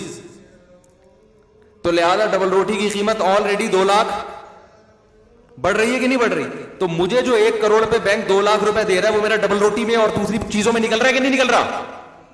لیکن اتنی سینس تو بہت مشکل ہے نا استعمال کرنا. یہ بیٹھ کے پیڑے کھا رہا ہے بیچ میں جو بینک ہے نا جو, اور رسک کوئی نہیں اس کا. اس نے جب 1 کروڑ وسیم بھائی کو دی ہے نا بینک نے کہ 1 کروڑ پہ 4 لاکھ چاہیے, اس نے کہا وہ 1 کروڑ ڈوبے ہلاک ہو مجھے اس سے کوئی غرض نہیں ہے. تو پیڑے ہی کھانا ہوا کہ نہیں ہوا. اور پیسے کی رولنگ کتنی شروع ہو گئی جو نیچرل نہیں ہے. یہ نیچرل ہے کیا؟ اس سے کوئی بزنس نہیں ہو رہا, ادھر سے لیا ادھر پکڑایا, اور این ممکن ہے وہ بھی یہی کر رہا ہو. اس کو پتا ہے میں نے 4 لاکھ دینے, آگے وہ 5 لاکھ پہ دے رہا ہو کسی کو. ایسے بلا وجہ پیسہ گھوم رہا ہے. آج گورے بھی اس بات کو مانتے ہیں کہ سودی نظام کی وجہ سے جو دولت کی تقسیم ہے نا وہ اس ڈس بیلنس ہے, وہ اس میں کوئی اعتدال نہیں ہے. اللہ میاں نے حرام کر دیا سود کو. اس وقت مشرکین نے اشکالات کی, ایکچولی یہ تو یوں ہے, اللہ نے کہا کہ احل اللہ البیع وحرم الربا, دیٹس آل. اللہ نے سود کو حرام کر دیا, خرید و فروخت کو حلال کر دیا, بس ختم. ہم خدا ہے, ہم سے پوچھنے کی اجازت نہیں ہے آپ کو. اب آگے سوچنے سمجھنے کا آپ کے پاس راستہ بند, جڑ سے ختم کر دیا اس چیز کو جو آپ کی معیشت میں بے اعتدالی کا ذریعہ بنتی. اور آپ کو ایک عجیب بات میں بتاؤں, بات تو 4 شادیوں پہ آ رہی ہے لیکن یہ کسی اور عنوان سے آ رہی ہے. معیشت میں سب سے زیادہ اعتدال اس وقت پیدا ہوتا ہے جب سوسائٹی میں 1 سے زیادہ شادیوں کا رواج ہو. کیوں؟ اس میں زیادہ تر مالدار لوگ کامیاب ہوں گے. غریب عورت مالدار کی چوتھی بیوی بن جائے گی, غریب کی دوسری بننے کے لیے بھی تیار نہیں ہوگی. تو اس میں کروڑ پتی لوگوں کی 4 بیویاں ہوں گی. گروتھ ریشو غریبوں کا بڑھے گا یا کروڑ پتی لوگوں کا بڑھے گا؟ بولتے کیوں نہیں؟ کروڑ پتی لوگوں کا بڑھے گا. جتنا مالدار ہوگا اس کا گروتھ ریشو اتنا ہی زیادہ. لہذا مرنے کے بعد جو اس کی وراثت ڈیوائیڈ ہوگی زیادہ افراد میں ڈیوائیڈ ہوگی اور غریب کی کم افراد میں ڈیوائیڈ ہوگی. تو اگلی جنریشن میں دولت ڈیوائیڈ ہو کے جو پاپولیشن ہے اس میں بیلنس ہو جائے گا کہ نہیں ہو جائے گا؟ جبکہ ایک کا رواج ہو اگر تو کروڑ پتی آدمی کی دولت اور غریب آدمی کی دولت سیم ڈیوائیڈ ہوتی ہے. اور اگر شادی ہی کا رواج نہ ہو جیسے یورپ میں تو پھر تو معیشت کی ایسی کی تیسی. کیوں؟ اس لیے کہ جب کوئی اولاد ہی نہیں ہے اکثر پیسہ بینک کھا جاتے ہیں اور چند آدمیوں کے ہاتھ میں وہ جب آپ اندازہ کرو لاکھوں لوگ مر رہے ہیں ان کے آگے بچہ ہی نہیں ہے, اور بچے ہونے کا بھی کوئی وہ نہیں ہے, وہ تو جب تک وصیت نہ کرے بچوں کو ملتی نہیں ہے, تو ریزلٹ میں وہ کس کے پاس جائے گی؟ وہ چند ہاتھوں میں جائے گی کہ نہیں جائے گی؟ بہت مشکل ہے بات سمجھانا. یا اسٹیٹ کے پاس جائے گی. آپ کہہ سکتے ہو اسٹیٹ کے پاس جانے سے گورنمنٹ کا فائدہ ہے, یہ آپ کی بھول ہے. ایکچولی یہ کیا ہو رہا ہے, آپ کی نالج میں کیا ہے کمی ہے. اسٹیٹ کے پاس جانے سے عوام کا فائدہ جب ہے جب اسٹیٹ تمام پیسہ عوام کو دے دے, جبکہ ایسا ان ملکوں میں بھی نہیں ہو رہا ہے. ایسا نہیں ہے کہ وہ تمام پیسہ اسٹیٹ عوام میں دے دیتی ہو. یورپ کے بعض کنٹریز ایسے ہیں, اتنی دولت تیل اور گیس کے ذخائر, وہ ساری دولت وہ ریزرو میں ہے ان کے, وہ عوام پہ خرچ نہیں ہو رہی, اور عوام کو پہ خرچ کرنے کے لیے بھی بہت کچھ ہے, اور اس کے باوجود آدھی تنخواہیں وہ ٹیکس میں لے رہے ہیں عوام سے. یہ ظلم ہے یا نہیں ہے بتاؤ؟ او بھائی تم نے کیا کیا عوام کے لیے یار, اگر تم ان کی آدھی تنخواہ ٹیکس میں لے رہے ہو. عوام خوش ہے کہ ٹیکس لے کے ہمیں سہولتیں دے رہی ہے, یہ سہولت بغیر ٹیکس لیے بھی دے سکتی ہے. نہیں یار سمجھ میں تو رہنا, تو جیسے چل رہے ہیں نا وہی ٹھیک ہے, وہ چمونی آپا اور وہ کیا نام ہے, وہ عمران خان اور نواز شریف, اور وہی ٹھیک ہے, تم ہم سب کے لیے وہی ٹاپک اچھے ہیں میرا خیال. دیکھو کافر کا نا اوپر سے چہرہ بہت اچھا نظر آتا ہے, جب گہرائی میں گھسو گے نا تو پتہ چلے گا ان تلوں میں تیل نہیں ہے. آپ مجھے بتاؤ, 4 آدمی ہیں, یہ 4 بیٹھے ہوئے ہیں, یہ میرے پاس آئے, مفتی صاحب ہم آپ کو اپنا وزیر اعظم مان لیتے ہیں, ایک چھوٹی سی ریاست ہے, ایک کمرہ ہے, وہ ایک سلطنت خلافت عثمانیہ کہہ لو, کہنے پر گورنمنٹ کی طرف سے کوئی پابندی نہیں, آپ ہمارے وزیر اعظم.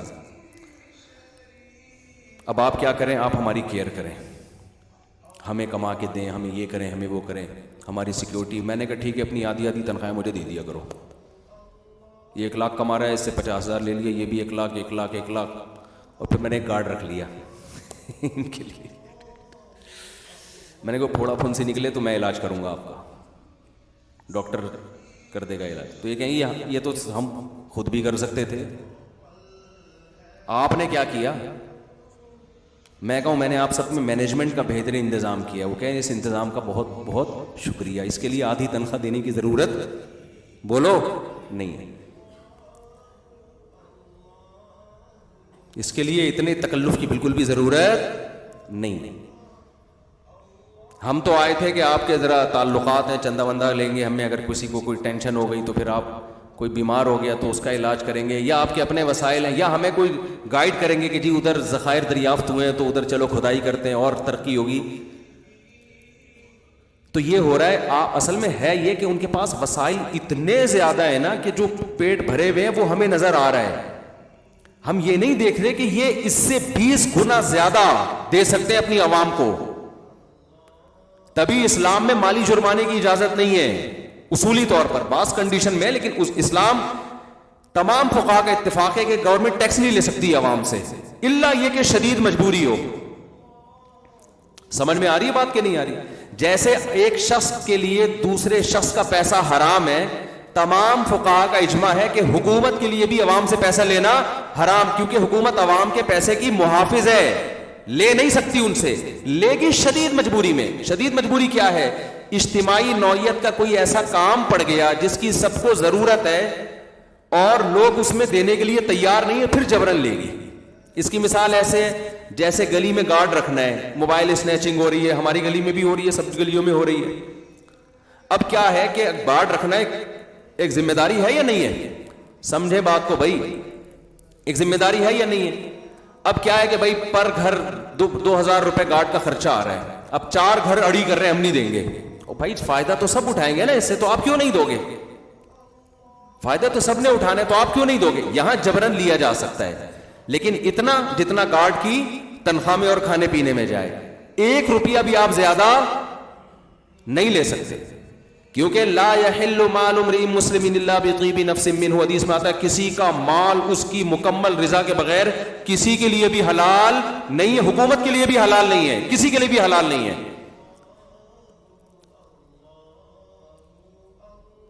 تو بنیادی بیسک ضرورتوں کے لیے اتنا جتنا اور یہ بھی جب ہے کہ جب گورنمنٹ کے پاس اپنے وسائل نہ ہو. اگر گورنمنٹ کسی کنٹری سے تیل نکال رہی ہے, گیس نکال رہی ہے, اور اس سے یہ بنیادی خرچے پورے کر سکتی ہے, تو یہ جو تیل اور گیس کے ذخائر ہیں یہ گورنمنٹ کے نہیں ہے, کس کے ہیں؟ یہ پبلک کے ہیں. تو وہ لے کے بھی سارے ان پہ خرچ کرنے پڑیں گے آپ. لیکن ایسے کنٹری ہے وہ ریزرو 100 سال بعد کے لیے رکھے ہوئے ہیں, وہ 100 سال بعد کے لیے رکھے ہوئے ہیں, اور رکھتے چلے جا رہے ہیں. اصل میں ہم چونکہ غریب ہیں نا بہت, تو ہم ان کی دولت کو دیکھ کے سمجھتے ہیں کہ یار یہ بہت اسٹیبل کنٹری ہے. ہم یہ نہیں دیکھتے کہ اگر یہ لوگ اپنی عوام سے ٹیکس نہ لیں تو بھی یہ لگژری لائف اسٹائل یہ لوگ اپنی قوم کو دے سکتے ہیں, لیکن آدھی تنخواہیں کاٹ رہے ہیں. تو ہمارا چور اچکا جو 10 روپے ہم سے چھینے گا, یا ہمارے ہاں کوئی بیٹھا ہو نا, جیسے وہ رسی لگا کے بیٹھے ہوئے ہوتے تھے پرانے زمانے میں, جو وڈیرے ہوتے تھے نا, کہ جو گاڑی گزرے گی غنڈہ ٹیکس, تو وہ غنڈہ ٹیکس لے گا تو وہ تو حرام ہے. لیکن اسی غنڈہ ٹیکس کو آپ نے لیگل کر کے, ایکچولی ایک شریف انسان کی علامت ہے, ٹائم پہ ٹیکس ادا کرتا ہے, اور اس کو بڑے بلیک منی اور وائٹ منی کی اصطلاحات دے کے وہی ٹیکس کو آپ نے کیا کر دیا, ایک اچھے شہری ہونے کی علامت قرار دے دیا. نہیں آ رہی سمجھ میں؟ تو جیسے چل رہے ہو ایسے چلو. اس کا یہ مطلب نہیں کہ ٹیکس دینا بند کر دیں آپ, یہ ہرگز مطلب نہیں ہے. جب ایک اجتماعی نظم چل رہا ہوتا ہے نا, تو پھر سب کو اسی نظم میں چلنا پڑتا ہے. یہ 2-4 آدمیوں سے کچھ نہیں ہوتا. یہ تو جب تک سسٹم تبدیل نہیں ہوگا اس وقت تک کوئی آدمی اگر ٹیکس بچائے گا تو اس کو کوئی بھی لیگل نہیں کہتا, علماء بھی اس کی اجازت نہیں دیتے. اور پاکستان میں تو یہ سہولت ہے, ٹیکس بہت کم ہے. سمجھ میں آ رہی ہے بات کہ نہیں آ رہی؟ یہاں بہت کم ٹیکس ہے, اگرچہ وہ بھی صحیح جگہ استعمال نہیں ہو رہا, لیکن شکر ادا کرو اتنا دینا نہیں پڑ رہا. اگر ٹیکس یہ لوگ وہ والا لیتے نا جو وہ لوگ لے رہے ہیں, اور پھر صحیح استعمال نہ کر رہے ہوتے, تو ہم ویسے ہی قحط سے مر جاتے. اور میں ویسے آپ کی جنرل نالج کے لیے بتاؤں کہ گورنمنٹ اگر صرف مینجمنٹ کو صحیح کر لینا تو 1 روپیہ بھی ٹیکس لینے کی اس کو ضرورت نہیں ہے, 1 روپیہ بھی ضرورت نہیں. کیونکہ اللہ کا قانون یہ ہے کہ جو کچھ انسان کما رہا ہے وہ سارا کا سارا اسی کا ہے. یہ تو سوشلزم اور یہ جو روس کا جو انقلاب آیا تھا نا, انہوں نے یہ تحریک چلائی تھی کہ سب لوگ سب چیز میں مشترک ہیں, تو پوری تو تحریک تو کامیاب نہیں ہوئی, لیکن بہت سارا حصہ بہت سے کنٹریز نے اس سے لے لیا. جبکہ اسلام اس کا قائل ہے کہ جو شخص جو کچھ کما رہا ہے 100% وہ اس کا مالک ہے. سمجھتے ہو کہ نہیں سمجھتے ہو؟ تو غیر مسلم کو اوپر سے دیکھو کہ ہر چیز بہت زبردست, جب گہرائی میں گھسو گے تو بھائی یہ ہر چیز پہ لیول بڑے خوشنما ہے. غنڈہ ٹیکس جو زبردستی پہلے زمانے میں ظالم بادشاہ لوگوں سے چھین کے لیا کرتے تھے, اسی کو نام کیا کر دیا, ایک لیگل کر دیا اس کو, ایک ڈاکومنٹ ہو. جیسے لیاری میں پہلے ہوتا تھا نا, بعض گلیاں ایسی تھیں آپ گزرو گے تو لٹ پٹ کے ختم. تو پھر وہاں بعض لوگوں نے کہا کہ بھائی بجائے اس کے کہ ہم گن پوائنٹ پہ لوٹیں, خود ہی جا کے ہمیں ہر مہینے اتنا دے دیا کرو. تو لوگوں نے دے دیا, تمیز سے گزرنے لگے. اب انہوں نے کہا ہم تم کو امن دے رہے ہیں نا, ہم تم کو کیا دے رہے ہیں, امن دے رہے ہیں. تو لوگوں نے کہا یار چلو وہ ہم خود 50-60 ہزار روپے حضرت کے ٹھیے پہ پہنچا دیتے ہیں اور پھر پورے مہینے ہمیں کچھ بھی نہیں ہوتا. تو اب اس کو بھی وہ بڑا اچھے لیبل لگا سکتے ہیں نا کہ دیکھو ایکچولی ہم نے تمہیں تحفظ دیا ہے, تم سیکیور ہو گئے ہو. اب سیکیور کیا ہو گئے؟ ایک آدمی کی 40 لاکھ تنخواہ ہے, اس میں وہ 20 لاکھ روپے گورنمنٹ کو ٹیکس دے رہا ہے, تو کیا سیکیور ہو گیا یار؟ یہ اتنا تو ڈاکو نہیں لوٹتا 20 لاکھ. اب 43% ٹیکس. یہ ان غیر مسلم کنٹریز میں ہم نے دیکھا ہے, ایک آدمی کی تنخواہ 1 کروڑ ہے تو 43 لاکھ روپے ٹیکس میں جا رہے ہیں. ابے کیا کہا, اتنا تو ڈاکو نہیں لوٹتا یار. ابھی چھوڑو, میں زیادہ نہیں جاتا, زیادہ گہرائی میں نہیں جاتا ان چیزوں کی, لیکن یہ ہماری کھوپڑی میں نہیں آ رہی یہ چیزیں. شاید آپ لوگ کوئی چھاؤں میں بیٹھ کے غور کریں تو ہمیں بھی سمجھا دیں. تو یہ قانون انسان کے بنائے ہوئے ہیں نا. خدا کا کیا قانون ہے؟ خدا کا قانون یہ ہے کہ نہ گورنمنٹ کے لیے کسی کا پیسہ حلال, نہ انسانوں کے لیے ایک دوسرے کا پیسہ حلال. صرف اجتماعی ضرورت کے پیش نظر جتنی ضرورت ہو اتنا جبرن لیا جا سکتا ہے, کیونکہ وہ ہٹ درمی کر رہا ہے, وہ فائدے تو اٹھا رہا ہے. مگر دے نہیں رہا، تو وہ تو اس کا اپنا حق لے رہے، اس کا لے ہی نہیں رہے، اس سے زیادہ 1 روپیہ حلال نہیں ہے۔ بلکہ میں آگے چل کے بات کہوں، یہ جو مالی جرمانہ ہے نا، اگرچہ بعض علماء نے اس زمانے میں اس کی گنجائشیں دی ہیں مالی جرمانے کی، زمانے کے حالات کی وجہ سے، لیکن چاروں اماموں کے نزدیک یہ حرام ہے۔ یعنی گورنمنٹ پنشمنٹ تو کر سکتی ہے، پیسے نہیں لے سکتی کسی سے، اور دلیل یہی حدیث ہے کہ کسی مسلمان کا مال اس کی طیب خاطر کے بغیر کسی کے لیے بھی حلال نہیں ہے۔ اس میں صرف ابن تیمیہ رحمہ اللہ نے اعتراض کیا تھا، ان کے کچھ تفردات ہیں نا وہ جمہور سے ہٹ کے، لیکن انہوں نے جو احادیث میں دلیلیں دی ہیں وہ تعزیر فی المال کی دی ہیں، تعزیر بالمال کی نہیں دی ہیں۔ فی المال اور بالمال میں کیا فرق ہے وہ بھی میں جاؤں گا تو پیچیدہ مسئلہ ہے، یعنی ان کے دلائل کے جواب بھی علماء دے چکے ہیں۔ ورنہ چاروں فقہا کے جو نزدیک جو فتویٰ ہے نا جس قول پہ، وہ یہ ہے کہ سزا کے طور پر بھی مالی جرمانہ نہیں لیا جا سکتا، صرف دیت میں جو منصوص چیزیں ہیں کہ قصاص اگر معاف کر دے تو یعنی مقتول کے وارث جو ہے نا قاتل سے قصاص لے سکتے ہیں، یا یہ جو ہاتھوں کی دیت ہے، یعنی دیت کی حد تک تو ٹھیک ہے ایک صلح کے طور پر۔ بھائی دیت میں یہ ہوتا ہے نا کہ کسی کی آنکھ پھوڑ دی تو اسلام میں یہ کہ آنکھ کا بدلہ کیا ہے؟ آنکھ، اور اگر آنکھ والا آنکھ کی دیت دینا چاہے تو وہ بھی کر سکتا ہے۔ کسی کو قتل کر دیا تو قاتل کی سزا کیا ہے؟ قصاص ہے، اگر معاف کر دیں گے تو وہ دیت لے سکتے ہیں۔ تو دیت کے احکام کی حد تک ٹھیک ہے، اس کے علاوہ نہیں ہے اسلام۔ آپ بعض ملکوں کو دیکھ لیں، وہ ان کی سورس آف انکم ہی جرمانے ہیں، اور ایسے بھاری بھاری جرم، ایک سگنل توڑ دیا اتنے درہم، اتنے ڈالر۔ یار اس سگنل توڑا ہے تو اتنا زیادہ اس سے جرمانہ، کووڈ کی ویکسین نہیں لگائی، بھاری بھرکم جرمانہ۔ کیسے استحصال ہوا ہے غریبوں کا۔ میں نہیں کہہ رہا کہ ویکسین نہ لگا کے کوئی اچھا کام کیا، میں اس کو پروموٹ نہیں کر رہا، جو ایک اجتماعی نظم چل رہا ہے تو لگوانی چاہیے یار، اس کو کوڑے مار دو۔ آپ کہتے ہیں کوڑے ہر ایک کو کون پکڑ کے مارے گا؟ تو یہ آپ کی ہیڈک ہے، یہ آپ کی ٹینشن ہے کہ آپ اس کو کیا سزا دیں گے۔ لیکن جو جمہور جس طرف گئے ہیں نا بڑے بڑے علماء، آپ ماضی میں اٹھا کے دیکھیں، وہ جرمانے کو جائز نہیں قرار دیتے کسی کے لیے بھی۔ وہ کہتے ہیں سگنل توڑ دیا تو بھائی پنشمنٹ ہوگی، کچھ بھی کرو سزا دو اس کو۔ لیکن بعض علماء کی اس زمانے میں رائے ہے، وہ بھی اہل علماء ہیں، کہ بھائی اس زمانے میں سزا والا نہیں چل سکتا، جرمانہ ہی کرنا پڑے گا۔ اب میں اس زیادہ بحث میں نہیں جاتا، لیکن میں نے آپ کو جو اسلام کا اصل مزاج ہے وہ آپ کو بتایا ہے۔ وہ گنجائش والا قول ہو سکتا ہے اس زمانے میں واقعی نہیں ہو سکتا، وہ گنجائش والا قول لے لیا، لیکن جو اصل جو اسلامی سلطنتیں جس پہ چلی ہیں، خلافت عثمانیہ میں 1 روپے بھی ٹیکس نہیں تھا، مالی جرمانہ 1 روپیہ بھی نہیں تھا، پنشمنٹ کا نظام تھا۔ آج حکومتیں لوگوں سے ایک سگنل توڑ دیا اتنے ڈالر، فلانا کر دیا اتنے ڈالر، یہ کر دیا اتنے ڈالر، ہر چیز پہ پیسہ لے لے کے تو تحفظ کہاں سے ہو گیا بھائی؟ جب کوئی حکومت ہوتی ہے، انسان کو یہ تحفظ ہوتا ہے کہ جتنا پیسہ میں کما رہا ہوں گورنمنٹ اس کی حفاظت کرے گی، مجھ سے وہ کوئی پیسہ چھینے گا نہیں۔ آج حکومت کو یہ اعتراض ہوتا ہے کہ لوگ اپنا پیسہ شو کیوں نہیں کرتے؟ او بھائی لوگوں کو ڈر ہے، اگر لوگوں نے شو کر دیا تو وہ سیو نہیں رہیں گے۔ میں ایسے کروڑ پتی تاجروں کو جانتا ہوں، اب تک اکاؤنٹ نہیں کھلوایا انہوں نے۔ میں کہتا ہوں کیوں اکاؤنٹ نہیں کھلوایا؟ بھائی گورنمنٹ کو شو کر دیں گے، گورنمنٹ نہیں چھوڑے گی ہمیں۔ گورنمنٹ کا کام تھا کہ آپ کو سیکیورٹی دینا، اب گورنمنٹ ہی سے لوگ سب سے زیادہ ڈر رہے ہیں۔ وہاں نہیں ڈرتے یورپ میں، اس کی وجہ یہ نہیں کہ وہاں سیکیور ہے، اس کی وجہ تمہارا باپ بھی دے گا یعنی گورنمنٹ کو پتہ چل گیا نا، ایسی کی تیسی کر دے گی، تو قانون مضبوط ہے نا، اس لیے اب تو وہاں ہر چیز آن لائن چل رہی ہے، وہ پیسے لے کے گھومتے ہی نہیں ہیں۔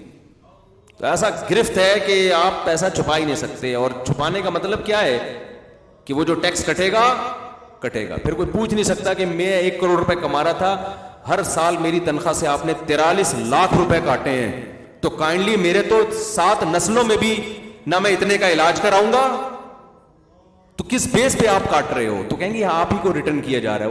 وہ یہ نہیں کہہ سکتا مجھے تو کوئی ریٹرن نہیں کیا جا رہا۔ بھائی ہمارے نبی نے کیسی پیاری حدیث ہے، جب آپ صلی اللہ علیہ وسلم نے حضرت معاذ ابن جبل کو یمن کا گورنر بنا کے بھیجا، آپ نے فرمایا تم ان کے مالدار لوگوں سے سال میں 1 دفعہ 2.5% لوگے، سال میں 1 دفعہ کتنا؟ 2.5، اور ہر چیز پہ نہیں، صرف ان 4 چیزوں پہ جو گرو کرتی ہیں، سونا ہے کسی کے پاس, چاندی ہے کسی, کیونکہ یہ چیزیں روکنا غلط ہے نا, سرکولیٹ ہونی چاہیے نا, صرف مالدار لوگوں سے, اور آپ نے فرمایا انہی سے لے کے اسی وقت انہی کے غریبوں میں ڈیوائڈ کر دینا ہے. یؤخذ من اغنیائہم وترد الی فقرائہم, فرمایا ان کو بتا دینا تمہارے مالداروں سے یہ زکوٰۃ لی جائے گی اور تمہارے ہی غریبوں میں ڈیوائڈ کر دی جائے گی. اور اس زکوٰۃ کے پیچھے بھی کانسیپٹ کیا ہے؟ آپ گورنمنٹ کو نہیں دے رہے, آپ کس کو دے رہے ہیں؟ خدا کو قرضہ دے رہے ہیں. خوشی سے دیتا ہے انسان, اور وہ کہاں لوٹائی جا رہی ہے؟ غریبوں پہ. اور اس میں بھی یہ کہ اگر آپ خود دے دیں تو بھی ٹھیک ہے, غریب کو کیا کریں, آپ خود دے دیں. معذوروں کے بڑے زبردست انتظام ہیں ان ملکوں میں. اسلام کیا کہتا ہے؟ معذور کو پالنا بھائی کی ذمہ داری ہے. باپ, اولاد معذور ہے, کس کی ذمہ داری؟ باپ کی. باپ خود خرچ کرے گا اپنے معذور بچے پہ. باپ نہیں ہے تو بھائی خود خرچ کرے گا اپنے معذور بھائی پہ. گورنمنٹ کا کام ہے یہ دیکھنا کہ معذور بھائی کا, تو معذور بھائی پہ جو حق ہے وہ بھائی ادا کر رہا ہے یا نہیں کر رہا. معذور یا معذور کا وکیل کورٹ میں کیس کرے گا, گورنمنٹ معذور کو وکیل کر کے دے گی کہ تم کیس کرو اور تمہارے بہن بھائیوں سے تمہارا خرچہ لیا جائے گا. وہاں یہ نہیں ہے, وہاں یہ کہ معذور کو گورنمنٹ خود پالے گی. کیا کیا مطلب؟ لوگوں سے ٹیکس لے رہی ہے اور گورنمنٹ خرچ کر رہی ہے, تو معذور کے دل میں بھائی کی محبت پیدا ہو رہی ہے, گورنمنٹ کی پیدا ہو رہی ہے, گورنمنٹ کی ہو رہی ہے. اسلام کیا کہتا ہے؟ بوڑھے باپ کو کون پالے گا؟ تمہارا باپ پالے گا, یعنی تم پالے گا. بوڑھا باپ ہے, گھر میں رکھو گے, خرچ خود کرو گے. غیر مسلم کہتا ہے نہیں, گورنمنٹ تم سے ٹیکس لے گی, اولڈ ہاؤس بناؤ گی, تم سب کے ابے وہاں پلیں گے. ابوں کے دل میں کس کی محبت بیٹھے گی؟ اولاد کی یا گورنمنٹ کی؟ گورنمنٹ کی. ریلیشن گئے تیل لینے, اور کہتے بہت زبردست سوسائٹی ہے, ویل ڈن. وہاں بوڑھوں کی بڑی کیئر ہے. بوڑھوں کی کیئر نہیں تھی اس لیے بوڑھوں کی کیئر ہے. ان کو پتا تھا کہ یہ نہیں پالیں گے, ہمیں ہی پالنا ہے سب کچھ. ابے تو تم 43 لاکھ روپے 1 کروڑ والے سے لے کے اس کے ابا کو کھلا رہے ہو, اس کمبخت کو بولو تو اپنی گود میں بٹھا کے خود کھلانا اس کو.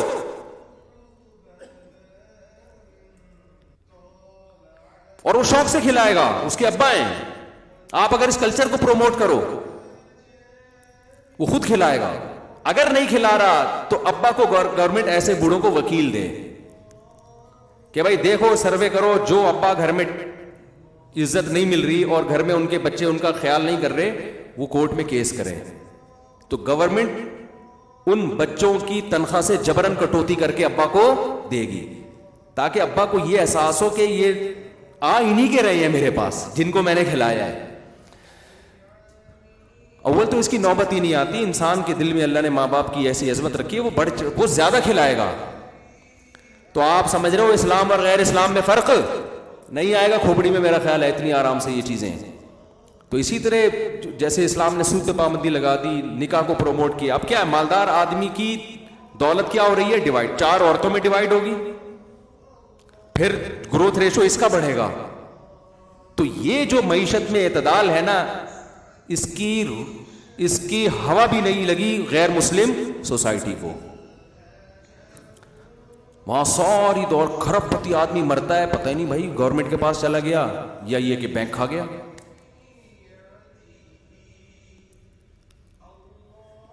تو میں بات کو جلدی سے ختم کرتا ہوں سمیٹ کے, کہ جب اللہ قانون بناتے ہیں نا میرے بھائی, تو کسی ایک کا فائدہ اس میں نہیں دیکھتے, اجتماعی فائدہ دیکھتے ہیں اور اس کو نافذ کر دیتے ہیں, تمہیں عمل کرنا ہے اس میں.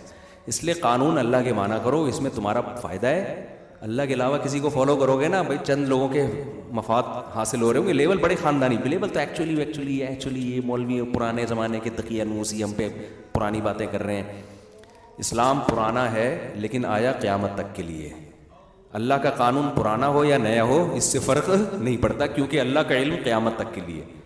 تو یا تو اللہ بھی پرانا ہوتا نا اور اس کو جدید حالات کا علم نہ ہوتا, پھر ہم کہتے ہیں یار اللہ میاں نے اس زمانے کے لحاظ سے نازل کر دی, اللہ میاں کو آج کا تو پتہ ہی نہیں تھا کہ آج کل گٹکا کتنا ضروری ہے سوسائٹی کے لیے, آج کا ٹینشن ختم کرنے کے لیے پینا پلانا ضروری ہے. اس زمانے میں وہ ٹینشنیں تھوڑی تھیں. اللہ میاں نے ایسی, بھائی اللہ میاں کا علم کیا ہے, وہ وسیع ہے. اور ایک آخری بات کر کے بیان ختم کرتا ہوں کہ خوب سمجھ لو, جب تک گھروں میں اللہ اس کے رسول کے قانون کو فالو نہیں کرتے نا, وہی ڈپریشن پیدا ہوگی جو غیر مسلم کنٹریز میں ہے. کیونکہ آپ صبح و شام لڑتے رہو گے کہ کس کو فالو کرنا ہے ہم نے. عورت اپنے حقوق کھینچے گی, مرد اپنے, کیونکہ ایک چیز پہ جمع تو ہو نہیں رہے نا, ایک چیز پہ جمع تو ہو نہیں رہے کہ بھائی اس سے فیصلہ, جب آپ کا جھگڑا ہوتا ہے تو فیصلہ خود کرتے ہیں یا کسی تھرڈ پارٹی سے کرواتے ہیں, ثالث سے کرواتے ہیں. اگر خود کرتے ہوتے تو جھگڑا کیوں ہوتا بھائی؟ ذرا سا اختلاف ہوتا, دونوں بیٹھ کے حل کر لیتے بھی. یہ تو جھگڑا تو ہوگا وہاں جہاں دونوں سے فیصلہ نہیں ہو رہا, دونوں کی ایک ٹاسک پہ جمع نہیں ہو رہے, تو وہاں کون کرے گا؟ ثالث. اب ثالث جو کرے گا وہ بھی کسی قانون کا پابند ہوگا یا نہیں ہوگا؟ اگر وہ ریاست کے قانون کا پابند ہے تو ریاست کا میں نے آپ کو بتا دیا کہ ریاست نہیں دیکھتی انسانوں کے کیا ہے, ریاست میں چند لوگوں کے. ریاست میں اگر اسمبلی میں خواتین زیادہ ہوں گی تو عورتوں کے حقوق پاس ہو جائیں گے, مرد زیادہ ہوں گے تو مردوں کے ہو جائیں گے. اور اگر کسی اور بین الاقوامی طاقت کا آپ کے اوپر زور ہوگا تو پھر وہ قوانین پاس ہوں گے جو ان کے فائدے میں جا رہے ہوں. ابھی جو خواتین کے حقوق کی بات کی جا رہی ہے نا کورٹ میں, ایک حقوق تو وہ ہیں جو اسلام نے دیے, ان کی تو ہم بھی بات کرتے ہیں. ایک حقوق وہ ہیں جو یورپ مسلط کر رہا ہے, اہل مغرب مسلط کر رہے ہیں ہمارے فیملی سسٹم کو تباہ کرنے کے لیے.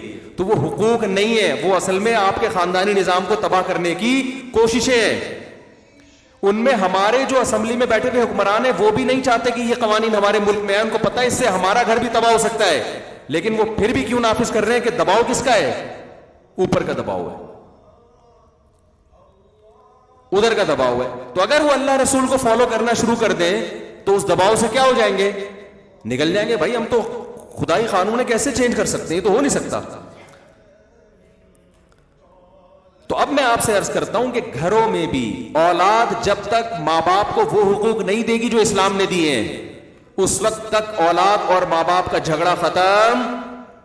بولتے کیوں نہیں یار, چپ کیوں نہیں ہو سکتا؟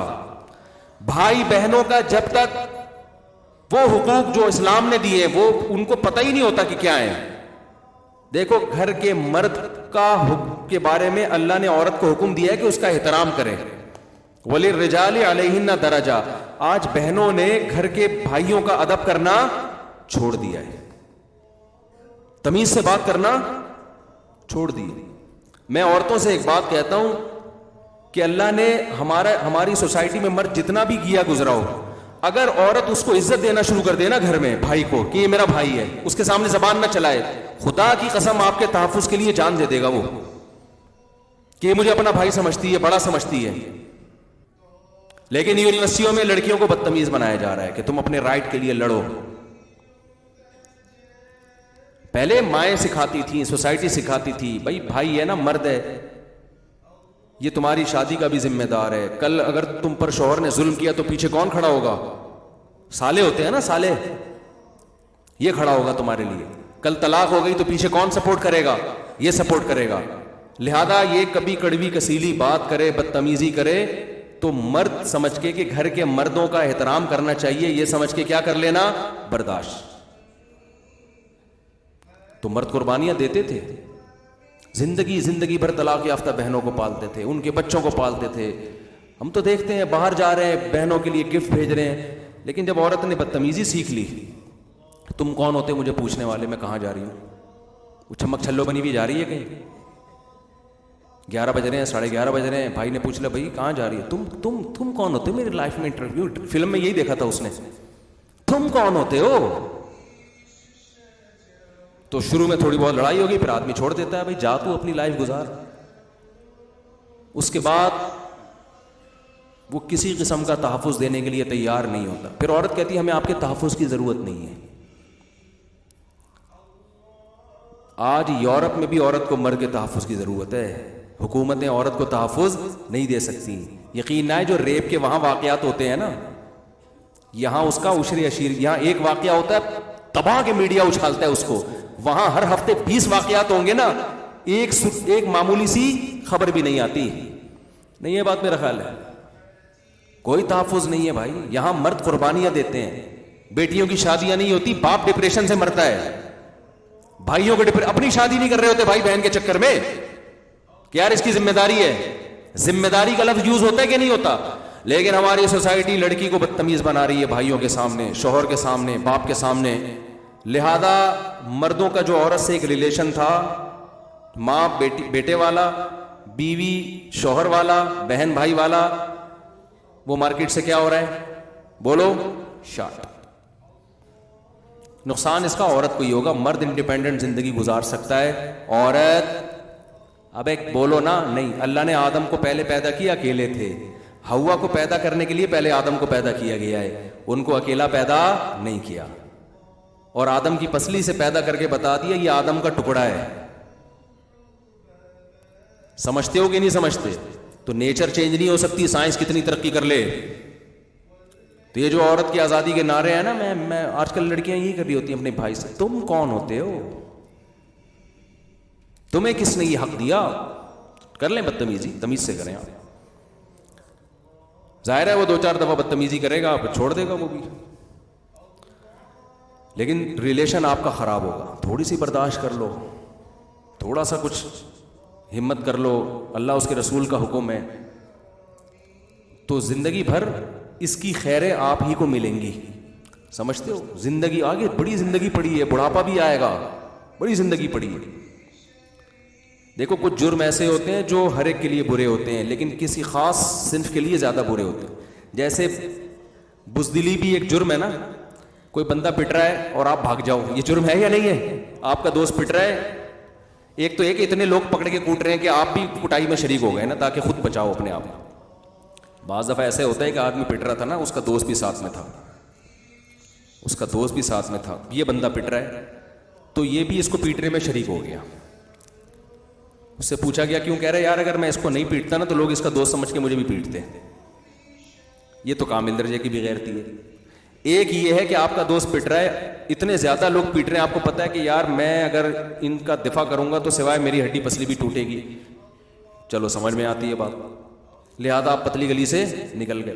ایک ہے کہ ایک بندہ آپ کے دوست کو کوٹ رہا ہے, آپ اس کو پکڑ کے مار سکتے ہو, برابر برابر کا ہے نا, لیکن آپ بھاگ گئے. یہ بزدلی ہے یا نہیں ہے؟ اور ایسے موقع پہ بزدلی دکھانا بے غیرتی. لیکن اگر عورت آپ کے ساتھ ہے, آپ پٹ رہے اور وہ بھاگ گئی تو یہ بھی بزدلی ہے, لیکن یہ عیب بولو نا نہیں ہے, اتنا برا نہیں سمجھا جائے گا. بھائی عورت ذات ہے یار. تو بزدلی مرد کے لیے زیادہ عیب ہے, عورت کے لیے کم عیب. لیکن بدتمیزی یہ عورت کے لیے زیادہ عیب ہے, مرد کے لیے بھی ہے مگر کم. مرد بھی زبان چلاتا ہوا برا لگتا ہے, عورت بھی بری لگتی ہے, لیکن عورت زیادہ بری لگتی ہے. اس کیوں بری لگتی ہے کہ اب کیوں لگتی ہے وہ تو سب کو پتہ ہے لگتی ہے, خود سوچ لینا کیوں لگتی.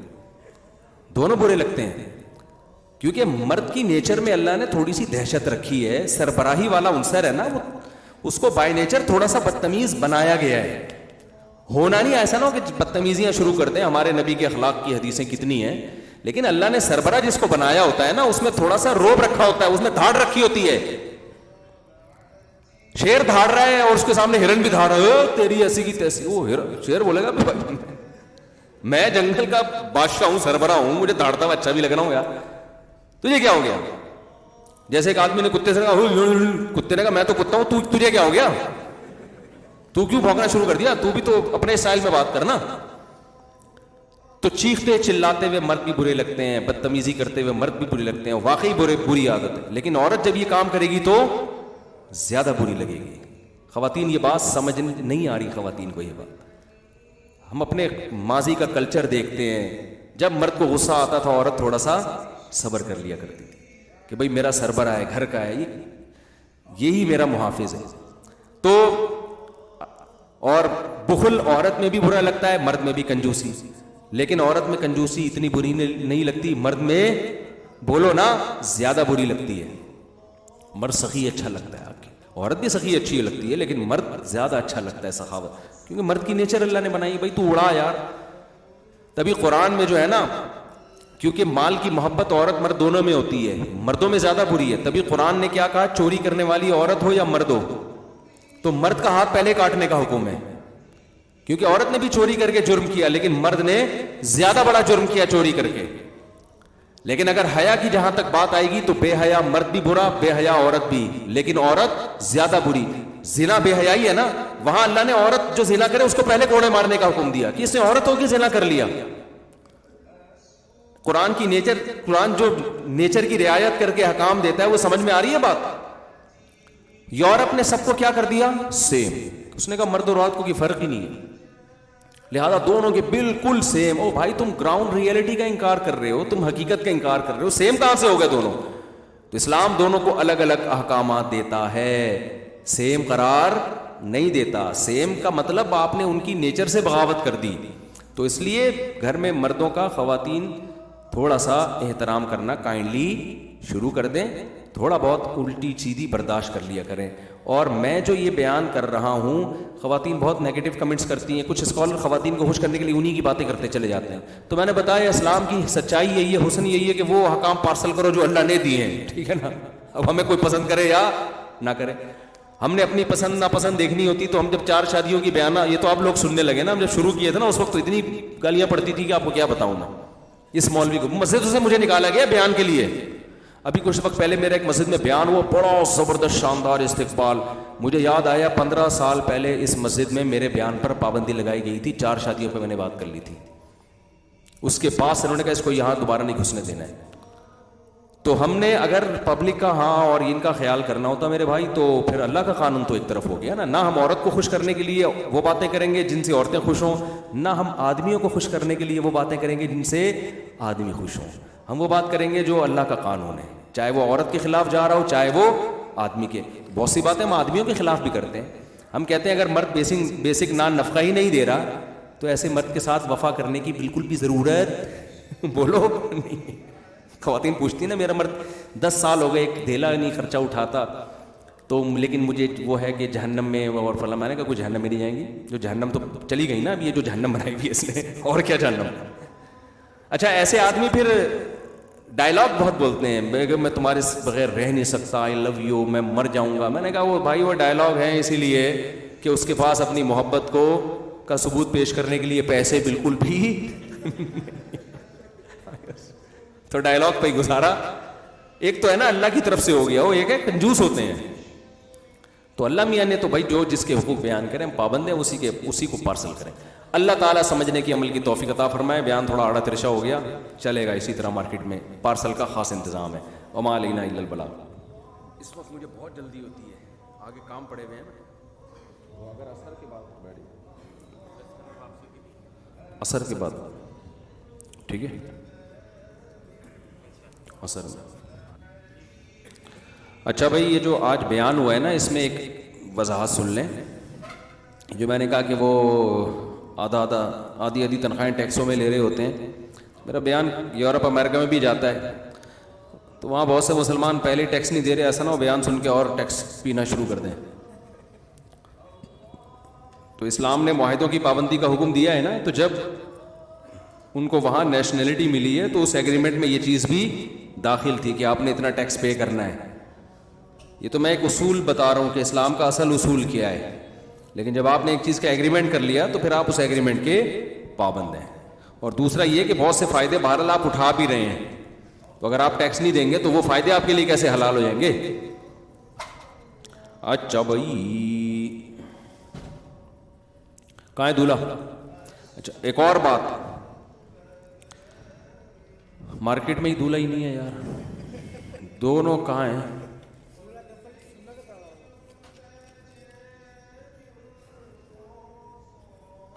ابو سفیان والشفیق احمد کہاں ہیں؟ نہیں آئے، آ گئے دوسرے، کال ہی نہیں اٹھا رہے. آ جائیں آپ، آ جائیں. علیزہ فاطمہ بنت مقصود احمد دلہن کا نام، دلہن کے وکیل